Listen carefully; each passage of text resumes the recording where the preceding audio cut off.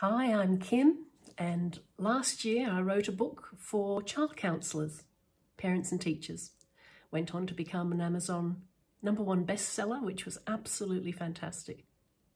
And this year I've been writing a second book called Counselling Conversations, 10 powerful interviews with seasoned experts. And this one was illustrated by Chris Monroe, and there are 5 awesome pictures that Chris has drawn to illustrate chapter 6, Evolution, Not Revolution, the challenge of simple hard work. It's a chapter of my interview with Tom Lothian, who's a clinical psychologist.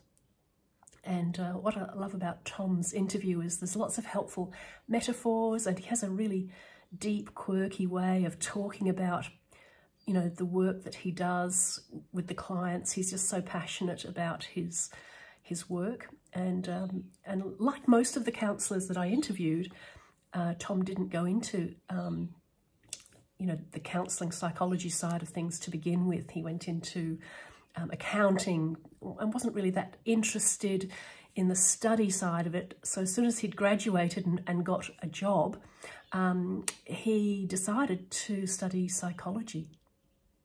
And so there he was working full-time, but in you know, studying part-time in this really deep field.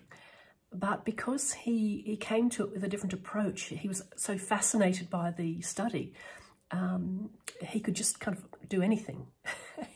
And the interview takes us through conversations about how, you know, the counsellor's role is to hold this emotional space, to allow the other person to become emotional.